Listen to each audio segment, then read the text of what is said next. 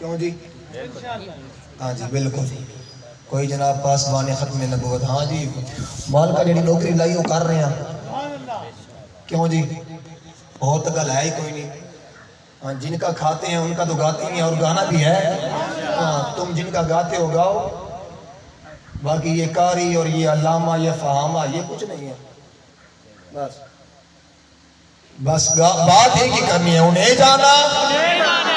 ہاں جی گل ایک ہی ہونی، کوئی قاری نہیں کوئی علامہ. بس اوقات اتنی کتے پاک رسول اللہ دے. بس میں اپنی گل شروع کر رہا ہوں. الحمدللہ رب العالمین والصلاة والسلام على سید الانبیاء والمرسلین. اما بعد فاعوذ باللہ من الشیطان الرجیم. بسم اللہ الرحمن الرحیم. ان الذين يحادون الله ورسوله لعنهم الله اولئك هم الضالون. صدق الله مولانا العظيم وصدق رسوله النبي الكريم الامين. اما بعد فاعوذ بالله من الشيطان الرجيم. بسم الله الرحمن الرحيم. ان اللہ وملائکتہ یصلون علی النبی یا ایہا الذین آمنوا صلوا علیہ وسلموا تسلیما. حضور کی بارگاہ دے اندر جھوم جھوم کے درود و سلام دے نظرانے پیش کرو. الصلاۃ والسلام علیک یا رسول اللہ، الصلاۃ والسلام علیک یا حبیب اللہ، الصلاة والسلام علیک یا نبی اللہ وعلا آلک واصحابک یا نور اللہ. یا صاحب الجمال یا سید البشر من وجهک المنیر لقد نفر القمر لا يمكن الثناء كما كان حقه بعد الخدا. بزرگ تو ہی قصہ مختصر. انہیں جانا انہیں مانا نہ رکھا غیر سے کام. للہ الحمد میں دنیا سے مسلمان گیا. یہی مقصود فطرت ہے، یہی رمز مسلمان، یہی ہماری تحریک کا اور ہمارا منشور ہے کہ جس کی ترجمانی قلندر لاہوری کر کے گئی ہے کہ یہی مقصود فطرت ہے، یہی رمز مسلمانی. اخوت کی جہانگیری، محبت کی فراوانی، بتان رنگوں کو توڑ کر ملت میں گم ہو جا. نہ دورانی رہے باقی، نہ ایرانی نہ افغانی. فرماتے ہیں کہ ہو بزم دوستاں تو پریشن کی طرح نرم، رسم و حق و باطل ہو تو فولاد ہے مومن. 1400 سالہ تاریخ پڑھ کے دیکھو، تاریخ دے اوراق دس دینے کہ جدوں بھی اسلام دے اندر یا اوورالی اسلام تے پہلے بھی تسی ویکھ لو کہ جدوں بھی کسی بھی ظالم اور جابر اور دجال نے اور انہوں نے فتنیاں نے سر اٹھائے، اللہ تبارک و تعالیٰ نے انہوں دا قلعہ کما کرن واسطے ایک مرد مجاہد ضرور بھیجے. مزمل بھی ایکو کم کی آواز کھول دیں، ایکو کم تاکہ بات سب تک پہنچ جائے. تو اب دیکھ لیں کہ جب 60 سن ہجری کے اندر فتنہ یزیدیت نے اپنا عروج پکڑا، جب اس بغیرت نے اسلام کے اندر طرح طرح کی خرافات کرنا شروع کی، تو رب عز و جل نے امام حسین کو سامنے کر دیا. اور جب جو ہے 1400 سال کے بعد اسی یزید کی اولاد، انہی کے پیروکار، انہی کے ٹکڑوں پر پلنے والے، کیونکہ حسین کے ٹکڑوں پر پلنے والا ہو اور پھر دین سے غداری کر جائے. ایسا تو نہیں نہ ہو سکتا کوئی کہے جناب میں حضور کے در کا کھاتا ہوں، کہے جناب میں جناب سیدہ کے در کا کھاتا ہوں، میرے گھر کا چولہا جناب سیدہ کے گھر کے چولہے کا تصدق چلتا ہے، میرے گھر کا جتنا بھی جناب سارا سرکٹ ہے وہ سیدہ کے گھرانے کا تصدق چلتا ہے، اور پھر ختم نبوت کے غداروں کے ساتھ کھڑا ہو۔ کیوں جی؟ بندہ ہو حسینی، 10 محرم کا دن آئے تو جناب نیازیں بھی دلوائے اور جناب کھانے بھی پکائے، جناب امام حسین کے نام پر لنگر بھی تقسیم کرے۔ کیوں جی؟ ہم حسینی ہیں جی، 10 محرم کا دن آ گیا، لیکن جب ووٹ کی باری ہے تو ختم نبوت کے غداروں کے ساتھ کھڑا ہو جائے۔ نہیں جی نہیں، حسینی کا کردار یہ نہیں ہے۔ حسینی کا کردار ایسا ہے کہ جب حضور کے دین کی بات آ جائے، جب ناموس دین کی بات آتا ہے، جب جو ہے عزت رسول کی بات آ جائے، پھر امام حسین کی طرح پورے گھر کو لے کر میدان عمل کے اندر آ جائے اور ایک ہی بات کرے کہ تمہیں جانا، بس اور کوئی بات بھی نہیں ہے۔ خیر جی، جب 1400 سال کے بعد انہی کا ٹھوسنے والوں نے، انہی کے گانے والوں نے ختم نبوت پر ڈاکہ ڈالا تو رب نے خادم حسین کو آگے کر دیا۔ آج پورا عالم کفر اس طرح تاب رہا ہے، ارے یہ تو وہ تھا کہ جس کی ٹانگیں بھی نہیں تھی اور جب پہ کعبہ کی قسم ہے پورے عالم اسلام کو ہلا کر رکھ دیا۔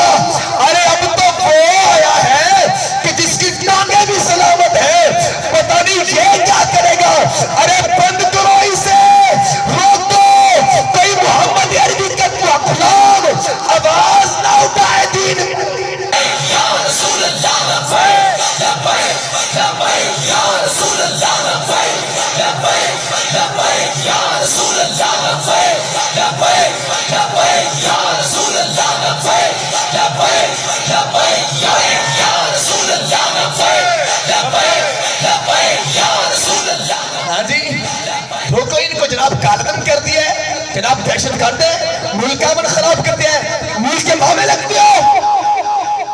126 کی فیض آباد کے اندر تم نے بچے نچوائیں، مسلمانوں کی عزتیں تم نے لوٹی۔ پترو ساڈے راہ چ نہ ہو، تسی اے سمجھتے ہو اسی جناب انہاں رستہ روکیں گے۔ پترو اے رستہ تسی تحریک لبیک پاکستان کا نہیں روک رہے، بلکہ حقیقت کے اندر تسی رستہ اسلام کا روک رہے ہو۔ ہاں جی، تمہیں تکلیف یہ نہیں ہے کہ ہم مولوی کی خدمات پر آ جائیں گے، تمہیں تکلیف یہ بھی نہیں ہے کہ خادم مصری کا بیٹا وزیر اعظم بن جائے گا، تمہیں تکلیف یہ بھی نہیں ہے کہ پگڑیوں والے ہمیں رول دیں گے، بلکہ تمہیں تکلیف اس بات کی ہے اگر اسلام جو حکومت پر آ گیا پھر ہمارے سارے جو جناب گندے چٹے ہیں نا وہ کھل جائیں گے۔ ہاں جی، تکلیف تو تمہیں اس بات کی ہے۔ بابا جی فرماندے ہوندے سن، پیڑا ہو تو پھکیاں ہو۔ 126 دن تک تم نے جو بغیرتی وہاں پر پھیلائی، ہم نے خدا کی قسم ہمیں بتایا کوئی کہ تم نے وہاں پر جا کر جو ہے کوئی ایک چیز کا بھی نقصان کیا، ثابت کرو پھر۔ اگر ہم ملک کے امن کو خراب کرنے والے ہیں، پھر ہم تم سے پوچھنا چاہتے ہیں وہ امن کون سا ہے جس کے اندر ختم نبوت پر ڈاکہ ڈال جائے؟ وہ امن کون سا ہے جس کے اندر رسول اللہ کی عزت کی بات لگو؟ وہ امن کون سا ہے جس کے اندر جب دین مصطفیٰ کی ناموس کی بات کرے، دین مصطفیٰ کی عزت کی بات کرے تو تم ہمیں کالعدم کراتے دو؟ یہ امن ہے تمہارا؟ ہاں، تم تو امن والے ٹھہرے نا۔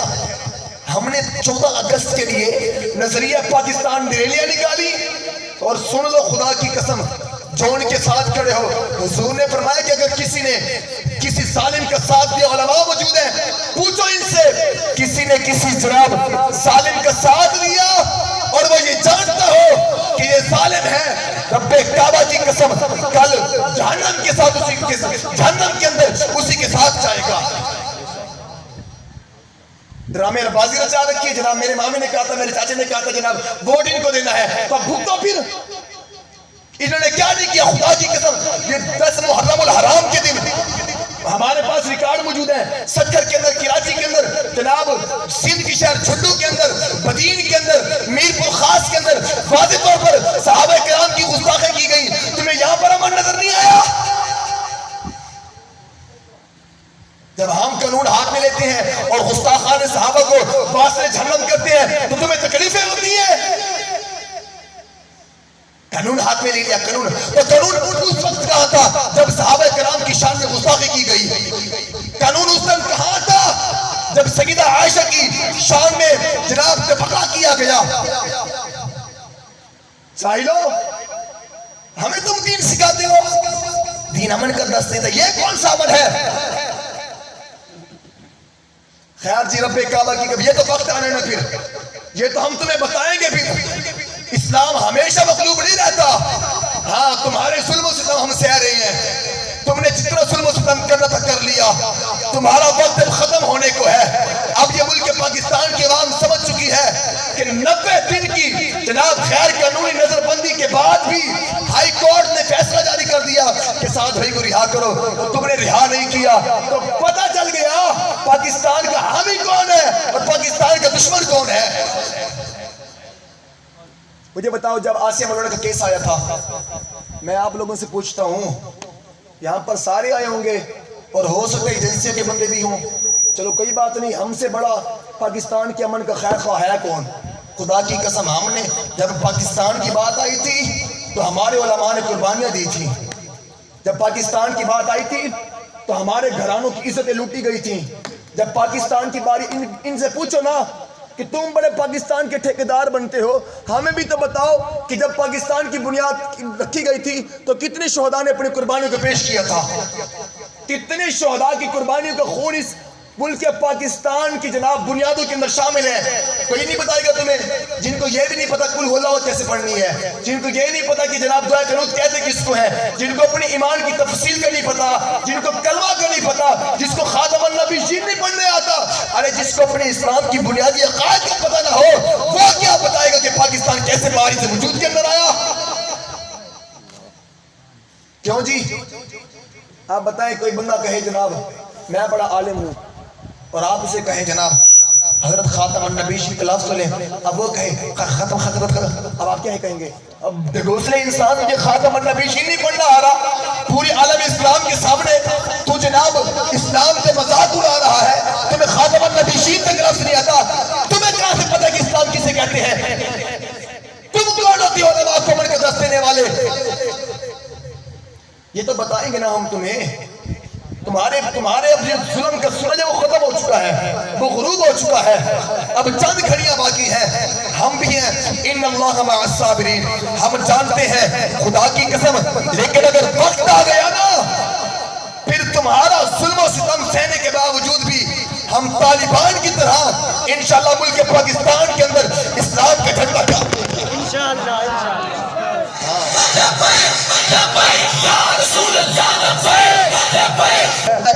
چاہیے ملک پاکستان کی حالات کا جناب خیال رکھنا چاہیے، اور تم اس ریاست کی بات کرتے ہو، آؤ تمہیں میں ایک ریاست وہ بھی دکھاتا ہوں کہ جس پر حکمران سیدنا صدیق اکبر تھے۔ جب مسیلمہ کذاب نے نبوت کا دعویٰ کیا نا، حضور کے ہوتے ہوئے وہ چپ کر گیا، لیکن جب حضور تشریف لے گئے وہ سمجھنے لگا کہ جناب اب تو حضور تشریف لے گئے ہیں، ہم مجھے روکنے والا کون ہوگا؟ اللہ اکبر کبیرہ۔ اب سیدنا صدیق اکبر کی صداقت کو وہ نہیں جانتا تھا، سیدنا صدیق اکبر کو جاہ و جلال کو وہ نہیں جانتا تھا، وہ نہیں جانتا تھا کہ اب جو مسلمانوں کا خلیفہ ہے وہ کس کا جناب غلام ہے، وہ نہیں جانتا تھا کہ حضور نے ان کے بارے میں کیوں فرمایا کہ جناب پوری کائنات میں افضل صرف انبیاء کے بعد وہ سیدنا صدیق اکبر کی ذات ہے۔ اب ہم تمہیں بتاتے ہیں کہ سیدنا صدیق اکبر نے کیسا معاملہ فرمایا کہ جب ختم نبوت کی بات آئی آپ نے فرمایا کہ جناب آپ نے ایک اصول بنایا، آپ نے کہا کہ جتنے بھی لوگوں نے، جتنے بھی صحابہ نے جناب بدر کے اندر شرکت کی ہے اب کسی جنگ کے اندر وہ شرکت نہیں کریں گے۔ تو جناب کیا ہوا جب ختم نبوت کا معاملہ آیا نا تو پھر ایسا نہ ہوا، آپ نے اعلان فرما دیا، آپ نے فرمایا بدری ہو یا غیر بدری ہو، کیونکہ اب جو ہے محمد مصطفیٰ صلی اللہ علیہ وسلم کی ختم نبوت کی بات آ گئی ہے، اب چاہے بدری ہو یا غیر بدری سب میدان عمل کے اندر نکلو۔ اور سارے نکلے۔ پھر جناب حضرت عقبہ بن عامر آئے، عرض کی حضور آپ نے اعلان فرمایا تھا، آپ نے فرمایا تھا کہ بدری صحابہ وہ جناب کسی معرکے کے اندر شرکت نہیں کریں گے، لیکن حضور اب آپ کا اعلان ہے، فرمایا اب بات ختم نبوت کی آ گئی ہے اور فرمایا کہ حضور اب آپ کیا فرمائیں گے؟ تو رب کعبہ کی قسم آپ نے تاریخ ساتھ جملہ فرمایا اور اسے بغیرت حکمرانوں کو جھنجھوڑ دینے والا جملہ تھا. آپ نے فرمایا خدا کی قسم جب تک صدیق اپنی سلطنت کے اندر پلنے والا دودھ پیتا بچہ بھی حضور کی ختم نبوت پر قربان نہ کر دے، خدا کی قسم صدیق جو ہے چین سے نہیں بیٹھے گا.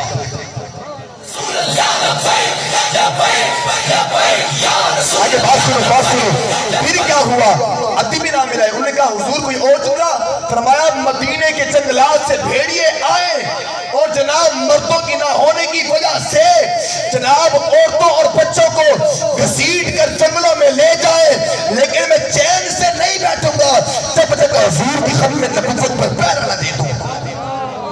یہ ہے ریاست مدینہ. بدنام کرتے ہو ریاست مدینہ کو. تمہاری بدماشیاں چل رہی ہیں یہاں پر. وہاں پر جو ہے تم اپنی مجھے بتاؤ ہم نے جو کرنے دیے، ہم نے تو حضور کا نعرہ بلند کیا، ہم نے تو امن کا خیال رکھا. ہمارے خلاف پرچے مولوی سرمت بڑی مالک دیے، کیوں نہیں ہوا ابھی تک ان کے خلاف پرچہ؟ میرا جسم میری مرضی کے نعرے لگانے والے کیوں نہیں ہوا ان کے خلاف پرچہ؟ ہم نے نظریہ پاکستان ریلی نکالی، اس کے اندر نعرہ ایک ہی تھا، لبیک یا رسول اللہ، تاجدار ختم نبوت، یہ نعرہ تھا. اور مولوی سرمت وہ جس بے غیرتی نے جناب اسلام آباد کی گلیوں کے اندر پوری بے غیرتی اور بے حیائی پھیلائی، ایسے خلیص نعرے لگائے اور ملک و ملت کی بچوں کو رغلایا اور گمراہ کر کے انہیں جناب رو پر لے کے آئے. کیوں نہیں کاٹا گیا ان کے خلاف پرچہ؟ ہم پوچھنا چاہتے ہیں. ہم پاکستان کے باسی ہیں، ہمارا حق بنتا ہے، ہمیں قانون نے بھی حق دیا ہے، ہمیں جو ہے شریعت نے بھی حق دیا ہے کہ اگر حکمران غلط کام کرے تو پوچھو ان سے. ہاں خدا کی قسم کیسے حکمران تھے سیدنا فاروق اعظم سرکار رضی اللہ تعالیٰ عنہ. آپ آئے جناب ایک باری جمعہ پڑھانے واسطے، آپ لیٹ ہو گئے. جناب ایک صحابی سن، آپ کھڑے ہو گئے. فرمایا عمر تیرے ملازم کوئی نہیں، ریاست کا تو حکمران ہے، جمعہ جلدی پڑھنا آیا کر، ساڑھے پیچھے بچے ساڑھے انتظار کر دیں. ہائے عمر فاروق اعظم کی آنکھوں میں آنسو آ گئے اور کہا کہ میں ہاتھ جوڑتا ہوں. یہ نہیں کہا میں حکمران ہوں، میری مرضی میں آؤں نہ آؤں، میں جناب اس ریاست کا حکمران ہوں، میں بادشاہ ہوں، 32 لاکھ مربع میل پر میری حکومت ہے، تم کون ہوتے ہو پوچھنے والے؟ نا نا نا نا نا. آگے بھی صحابی رسول اور فیض یافتہ مصطفیٰ تھے. ہاں جی پھر کیا ہوا؟ کہا کہ نا جنا میں ہاتھ جوڑ کر معذرت کرتا ہوں تم لوگوں سے، خدا کی قسم میرے پاس ایک ہی کرتا ہے، میں اس کو دھوتا ہوں، دھونے کے بعد سکھاتا ہوں، اس کو پہن کر پھر آتا ہوں، اسی وجہ سے مجھے دیر ہو جاتی ہے. جناب جس صحابی نے یہ جواب سنا وہ بھی رونے لگے اور فاروق اعظم بھی رونے لگے. کہا کہ عمر معاف کر دینا، ہمیں پتہ نہیں تھا کہ یہ معاملہ ہے. اللہ اکبر. سیدنا فاروق اعظم نے فرمایا نا میں اس وجہ سے نہیں رو رہا کہ جناب تمہیں پتہ نہیں تھا، بلکہ میں رو تو اس وجہ سے رہا ہوں کہ مولا تیرا شکر ہے میری ریاست کے اندر کوئی میرے حکم پر سر جھکانے والے نہیں ہے، بلکہ ایسے بھی لوگ ہیں جو جناب مجھے سینہ تان کر پوچھ سکتے ہیں عمر یہ خلاف شرع کام تم نے کیوں کیا. ہاں جی ایک بار حضرت عمر بن عبدالعزیز آپ رضی اللہ تعالیٰ عنہ جناب ان کے بارے میں ایک فیصلہ کیا گیا اور قاضی کے پاس بلایا گیا آپ کو. تو کیا ہوا پتہ ہے؟ اب قاضی جب فیصلہ سنا چکا اور حکم بھی جاری کر چکا اور حکم بھی خلیفۃ الوقت امیر المومنین کے اوپر لگا کہ آپ نے یہ کام غلط کیا ہے، لہذا اس کی جو ہے اتنی اجرت بنتی ہے آپ کو اپنی جیب سے دینا ہوگی. اللہ اکبر. سیدنا عمر بن عبدالعزیز خوش ہو گئے اور کہا کہ خدا کی قسم میں آج خوش ہو گیا ہوں کہ میری ریاست کے اندر ایسے بھی قاضی القضاء ہیں کہ جناب جب انصاف کی بات آ جائے تو چاہے وقت کا امیر المومنین بھی کیوں نہ ہو ان کے خلاف مقدمہ دائر کرتے ہیں. اور فرمایا اے قاضی القضاء پتہ نہ کیا کر کے آیا تھا؟ کہا کہ نہیں ہمیں نہیں پتہ کہ آپ کیا کر کے آئے تھے. کہا کہ میں بغل کے اندر خنجر لے کر آیا تھا اور میں نے یہ سوچا تھا اگر آج اس قاضی نے میرے خلاف مقدمہ دائر نہ کیا تو میں اس خنجر سے اس کا سر اتار دوں گا. کہا کہ عمر اور بات بنا بتاؤں؟ کہا کہ بتاؤ. کہا تم تو خنجر لے کر آئے تھے نا، میں نے بھی اپنی گدی کے نیچے ایک خنجر چھپا کے رکھا ہوا تھا کہ آج اگر عمر بن عبدالعزیز نے میرا فیصلہ نہ مانا تو میں اس کا 7 تن سے الگ کر دوں گا. یہ تھی ریاست مدینہ. ہاں جی، یہ نہیں تھی کہ جناب تم کنجریوں اور طوائفوں کو پرموٹ کرو اور اس کے باوجود جو ہے حضور کا حکم بھی نہ مانو. جو حضور کے حکم کی بات کریں، تم ابھی تک کیوں نہیں ہوئی پی ڈی ایم والے سارے اور کتے بلے کیوں نہیں ہوئے کالدم؟ کتنا انہوں نے جناب ملک کے اندر واغلہ کیا تھا. انہوں نے تو اپنے بندوں کو فورسز کے خلاف کر دیا تھا، اپنی الگ سے فورس بنا لی تھی. یہ بغیر یہ خود اوپر بیٹھا ہوا ہے شیطان نیازی. میں تو اس کو عمران بھی نہیں کہتا، عمران بھی عمران بن حسین رضی اللہ تعالی عنہ کے نام کی توہین ہے. میں تو ان کو جناب عمران بھی نہیں کہتا. یہ شیطان نیازی مجھے بتاؤ نا، کوئی ہے اس سے پوچھنے والا کہ تم نے ڈی چوک پر اتنی بہنیں کو نچایا، اپنی ماں بہنوں کو نچواتے رہے، وہاں پر بے شرمی کا سامان میسر کرتے رہے، تم کالعدم کیوں نہیں ہوئے؟ کالعدم بھی ہم جو جناب فارم فنڈنگ کیس سے بالکل بری ذمہ ہے. اگر تم کہتے ہو کہ ہم محب وطن نہیں ہیں لیکن تمہارا دعویٰ ہے کہ ہم محب وطن ہیں، تو آؤ پھر حساب دو کہ تمہارا پیسہ کہاں سے آتا ہے، تم نے اپنا پیسہ کہاں سے لگایا ہے. صرف ختم نبوت کی باری آئی، جناب رحیم یار خان کے اندر ایک مندر گر گیا. ہاں جی، پوری حکومت چیخ پڑی، ہوتی کیا ہو گیا؟ اقلیتوں کو خوف ہونے لگا ہے. اب مسلمان ان کے ساتھ جو ہے زیادتی کر رہے ہیں. بغیر تو ایک مندر گر گیا، تمہیں تکلیف ہوئی؟ وہاں پر جو قرآن پاک چلایا گیا وہاں پر تکلیف کیوں نہ ہوئی تمہیں؟ وہاں پر صحابہ کرام کی بے ادبی کی گئی، تمہیں وہاں پر تکلیف کیوں نہ ہوئی؟ واضح طور پر دیواروں پر لکھا گیا، بدین کی دیواروں پر، یہ ایک قصبہ ہے، ایک شہر، ایک ضلع ہے جناب سندھ کے اندر، وہاں پر دیواروں کے اندر لکھا گیا نقل کفر، کفر نباشر معاذ اللہ، کہ عمر کتا عائشہ معاذ اللہ. میں کیا کہوں اب؟ بغیر تو تمہیں غیر بھی نہیں ہے. ہم کالعدم اس لیے ہے کیونکہ ہم تحفظ صحابہ کی ناموس کی بات کرتے ہیں. ہم کالعدم اس لیے ہیں، اگر آج ہم ان کے ڈالروں کے اوپر دم ہلاتے نا، یہ تو لے کر آئے تھے نا، بوریاں بھر کر لے آئے تھے کہ کتنے پیسے چاہیے، سیٹیں بتاؤ کہاں سے جتوانی ہے، تمہارا قائد حزب اختلاف کون ہوگا؟ ہمارے قائد نے کہا کہ تم لیٹ آئے ہو. کہا کیوں؟ ہم سے پہلے کوئی آ کے جناب سودا کر گیا ہے؟ کہا کہ ہاں تم سے پہلے سودا ہو چکا ہے. کہا کہ کس سے کیا ہے؟ کہا کہ ہمارے قائد ہمارا سودا در مصطفیٰ کے اندر کر کے گئے ہیں.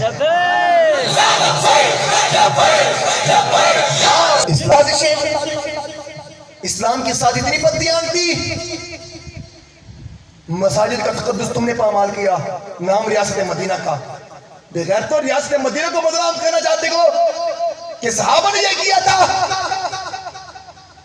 نا خدا کی قسم، ان کا عمل کیا تھا؟ جب عزت مصطفیٰ کی بات آ جاتی، وہ کیا کیا کرتے تھے؟ وہ منافق والا واقعہ تو یاد ہوگا، منافق اور یہودی کے مابین ایک مسئلے پر اختلاف ہو گیا، فیصلہ مصطفیٰ نے فرما دیا.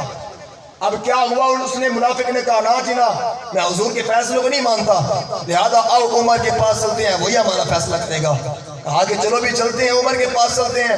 سیدنا فاروق اعظم کی بارگاہ کے اندر حاضر ہوئے اور عرض کی حضور ہمارے اس مسئلے کے اندر اختلاف ہو گیا ہے، آپ جو ہے ہمارا فیصلہ فرمائیں. سیدنا فاروق اعظم نے فرمایا اچھا میں فیصلہ کرتا ہوں. یہودی بول اٹھا عمر فیصلہ دھیان سے کرنا، ہمارے فیصلے کے مابین فیصلہ تمہارے نبی حضور علیہ السلام نے کر دیا ہے. کہیں ایسا نہ ہو کہ حضور کے فیصلے کے اوپر تمہارا فیصلہ فوقیت پا جائے. اب یہودی اس منافق سے پوچھا، کہا کہ کیا ایسا ہے؟ کہا کہ ہاں حضور بات تو یہی ہے، لیکن حضور میں کلمہ پڑھنے والا ہوں، میں آپ کا ہم سفر ہوں، میں آپ کا ساتھی ہوں. کہا کہ ہاں واقعی یہ بات تو ہے. کہا کہ چلو ٹھہرو میں تمہارا فیصلہ کرتا ہوں. آپ اندر گئے اور تلوار اٹھا کر لے آئے، چمکتی ننگی تلوار سے اس منافق کا 7 تن سے جدا کر دیا اور فیصلہ کر دیا کہ جو مصطفیٰ کا فیصلہ نہ مانے اس کا فیصلہ پھر عمر کی تلوار کرتی ہے. سکتا ہے تحریک کو دبایا جا سکتا ہے، کبھی کال عدم کہہ کر تو کبھی دہشت گرد کہہ کر، کبھی ملک پاکستان کا امن خراب کرنے والا کہہ کر. پترو یہ چیزیں تو دب سکتی ہیں لیکن نظریات کبھی دب نہیں سکتے.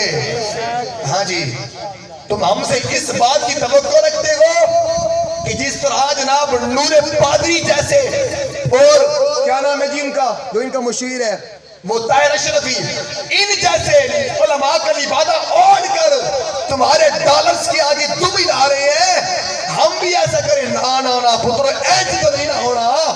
ہاں جی، یہ گردنیں کٹ تو سکتی ہیں لیکن مصطفیٰ کی ناموس پر غداری نہیں ہو سکتی، سوداگری نہیں ہو سکتی۔ ہاں جی، ہم تو یہ اللہ اکبر، نعرہ تکبیر، اللہ اکبر، نعرہ حیدری، نعرہ حیدری، الجہاد الجہاد، لبیک لبیک، الجہاد الجہاد، لبیک لبیک، من سب نبیًا من سب نبیًا من سب نبیًا من سب نبیًا۔ ہاں جی، یہ تحریک لبیک پاکستان ایک سیاسی جماعت کا نام نہیں بلکہ یہ نظریہ کا نام ہے۔ کون سا نظریہ؟ ہاں وہ نظریہ جس کے لیے 30 لاکھ شہداء نے قربانیاں پیش کی۔ ہاں وہ نظریہ جس کے لیے ہماری ماں بہنوں نے قربانیاں پیش کی۔ ہاں وہ نظریہ جس کے اندر جناب بہنوں نے اپنے بھائیوں کو بانٹ دیا۔ ہاں اس نظریہ کی بات کرتے ہیں کہ جس کے اندر ہماری کتنی بچیوں نے اپنے سہاگوں کو قربان کر دیا۔ یہ وہ نظریہ ہے جناب، تحریکیں دب سکتی ہیں لیکن ایسے نظریات کو دبایا نہیں جا سکتا۔ ہاں جی، بابا جی فرماتے ہیں کہ جناب ایک کتاب کا حوالہ دیتے ہوئے، وہ کتاب تو ذہن کے اندر نہیں ہے لیکن کہا کہ جناب ایک مرد مجاہد گزر رہے تھے اور کہا کہ دیکھتے ہیں کہ وہاں پر کچھ لونڈے، سکھوں کے لونڈے، ہاں وہی سکھ جن اپنے باپوں کا مجسمہ تم نے جناب شاہی قلعے کے اندر لگایا ہے، وہ کیا نام ہے اس کا؟ رنجیت سنگھ کاڑا۔ ہاں وہی سکھ، ان کی بات کر رہا ہوں۔ تو کہا کہ ہم گزرے اور سکھوں کے لونڈے یہاں پر جو ہے آگ جلا کر رقص کر رہے ہیں۔ میں نے قریب جا کر دیکھا تو وہ مسلمانوں کی بچیوں کے پستان تھے جن کو کاٹ پر جن پر وہ رقص کر رہے تھے۔ ہاں جی، آج تکلیف ہوئی ہے نا تمہیں، تمہارے باپ کا مجسمہ ٹوٹ گیا، کیوں جی؟ اگر زیادہ ہی عزیز ہے تو اپنے گھر میں جا کر لگا، وہ بھی مرد کلندر کے جناب دربار کے سامنے لگایا ہے۔ بابا جی تو فرمایا کرتے تھے اگر یہ کاڑا یہ اگر شیر پنجاب ہے تو حضور داتا علی حجویری کون ہے؟ اگر یہ شیر پنجاب ہے تو بتاؤ حضرت پیر مکی کون ہے؟ اگر یہ شیر پنجاب ہے تو بتاؤ قائد اعظم کون ہے؟ اگر یہ شیر پنجاب ہے تو پھر شاعر مشرق کون ہے؟ کمال کی بات کرتے ہو تم، ہر وقت اسلام کے خلاف سازش تمہاری حکومت کے اندر، خدا کی قسم ان کی حکومت کے اندر، وہ جو پیچھے بغیرت گزر گئی ہیں میں ان کی بات ہی نہیں کرتا، لیکن جتنی اسلام کے خلاف سازشیں انہوں نے کی ہیں کسی حکومت کے خلاف نہیں ہوئی۔ لیکن تم دیکھ لو ان کی حکومت، جو سمجھتے تھے کہ ہمارے ترے کا سورج یہ سدا بلند رہنا ہے، آج ان کو منہ تک کوئی نہیں لگانے والا۔ وہ ملک پاکستان کی بیٹیاں بیچنے والا، عافیہ صدیقی جیسی اپنی عزت کو بیچنے والا مشرف آج لندن کے ہسپتالوں کے اندر اس طرح پگھل رہا ہے، کوئی منہ تک نہیں لگاتا۔ پترو تمہارا انجام تو ایسا ہوگا کہ گلی کے کتے بھی تمہیں کھانا گوارا نہیں کریں گے انشاءاللہ۔ ہاں جی، ہم نہیں بھول سکتے۔ ابو اس بغیرت نے فواد ڈبو نے اپنا ایک ٹویٹ کیا ہوا تھا امام حسین کے شان پر کہ اتنی قربانیاں کی، اور جناب لوگوں نے کھینچا کہ تمہیں شرم نہیں آتی ایسی باتیں کرتے ہوئے؟ بتاؤ تم نے کیا کیا؟ یتیم خانہ چوک پر تحریک لبیک پاکستان کے لوگوں کو شہید کر کے تم نے کون سا عمل کیا ہے؟ ہر علماء کے خلاف بکواسیں تم نے کی، علماء کو جیلوں کے اندر بند تم نے کیا، بات صرف ایک ہی تھی، کیوں نہیں؟ مولوی یہ کہتے ہیں کہ جناب کشمیر کے خلاف اعلان جہاد کرو، اور تمہاری پھٹتی تھی اس سے، اب میں وہ لفظ نکال نہیں سکتا، کیا بات ہے، تمہاری وجہ یہ تھی جہاد منافق کبھی بھی، خدا کی قسم حضور نے فرمایا، عرض کی گئی حضرت عدی بن عامر رضی اللہ تعالیٰ عنہ سے روایت ہے صحیح ترمذی شریف کے اندر اور مشکات المصابیح کے اندر اس کو جناب نقل کیا گیا ہے۔ عرض کی حضور جہاد سے منہ پھیرنے والا کون ہوتا ہے؟ فرمایا جہاد سے دو بندے منہ پھیر سکتے ہیں۔ عرض کی یا رسول اللہ وہ کون ہے؟ فرمایا ایک حرامی بندہ کبھی جہاد نہیں کر سکتا، ایک منافق کبھی جہاد نہیں کر سکتا۔ اب تم خود دیکھ لو کہ تم کون سی فہرست کے اندر ہو۔ ہم نے تو حضور کا فرمان سنا دیا ہے، جب ابھی فتح مکہ نہیں ہوا تھا حضرت عباس نے کفار کی سازشوں کو دیکھا، اب دیکھو کہ حضور کے فرمان کی تعمیل کتنی ہے۔ حضور ہاں جی تم تو یہ کہتے ہو نا کہ ہم سے بڑا کوئی محب مصطفیٰ ہے ہی نہیں، ہم عاشق رسول ہے. کیوں جی؟ مدینہ کی گلیوں کے اندر جناب ننگے پاؤں چلا ہے، ڈوب کے نہیں بنے، سفید کیوں نہیں نکالا اگر اتنے بڑے عاشق رسول ہو؟ خیر جی، میں حدیث پاک کی طرف آتا ہوں. حضرت سیدنا عباس رضی اللہ تعالیٰ عنہ حضور کے چچا ہیں، ابھی مکہ کے اندر ہیں، فتح مکہ نہیں ہوا. خط لکھا حضرت سعد بن عدی رضی اللہ تعالیٰ عنہ، آپ حضور کی بارگاہ کے اندر ہیں. آپ نے جناب ایک کو بند کر دیں، آپ نے ایک کافر کو بلایا اور اسے اجرت دی. اجرت دینے کے بعد کہا کہ جاؤ یہ حضور کی بارگاہ کے اندر خط دو. اب وہ خط لے کر سرکار کی بارگاہ کے اندر پہنچا. حضور مسجد قباء کے اندر تھے. حضور مسجد قباء سے باہر آئے، کریم آقا علیہ السلام کی بارگاہ میں خط پیش کیا گیا. حضور نے خط لیا. خط لینے کے بعد کریم آقا علیہ السلام نے حضرت سعد بن عدی رضی اللہ تعالی عنہ کو خط دیا اور کہا سعد پڑھ کے سناؤ اس میں کیا لکھا ہے. حضرت سعد نے خط کھولا تو آپ کے چہرے کا رنگ زرد ہونے لگا. حضور نے فرمایا کہ سعد پڑھنا نہیں ہے اب اسے یہیں پر بند کر دو. آپ کا حکم تھا کہ سعد بن عدی نے خط کو بند کر دیا. فرمایا کہ سعد تمہارے گھر کے اندر کوئی ہے تو نہیں؟ کہا یا رسول اللہ کوئی بھی نہیں ہے. فرمایا چلو تمہارے گھر کے اندر چلتے ہیں. کریم آقا علیہ السلام وہاں پر تشریف لے کے گئے. حضور علیہ السلام نے فرمایا ہاں سعد اب خط پڑھو. حضرت سعد بن عدی رضی اللہ تعالی عنہ آپ خط پڑھنا شروع کرتے ہیں. آپ نے کہا حضرت عباس فرما رہے ہیں کہ کفار مکہ نے آپ کے لیے فل جناب جہاد کی تیاری کر لی ہے اور آپ پر حملہ آور ہونے والے ہیں. کریم آقا علیہ السلام نے فرمایا سعد یہ بات کسی کو بتانی نہیں ہے. اب دیکھنا کہ حضور کے فیصلے کا احترام ہوتا کیسے ہے. اب کریم آقا علیہ السلام یہ تو حضور کی عزت و ناموس کی بات تھی نا، حضور علیہ السلام کی عزت کی بات تھی. یہاں تو حضور علیہ السلام کے فیصلے کی اتنی عزت ہوتی ہے، تمہاری اوقات ہی نہیں ہے کہ تم حضور کی عزت کی بات کرو. تم حضور کے ساتھ عشق و محبت کے دعوے کرو. اللہ اکبر کبیرہ. اب سعد بن عدی رضی اللہ تعالی عنہ آپ نے کہا کہ حضور کس نے نہیں سنا ماں سوائے آپ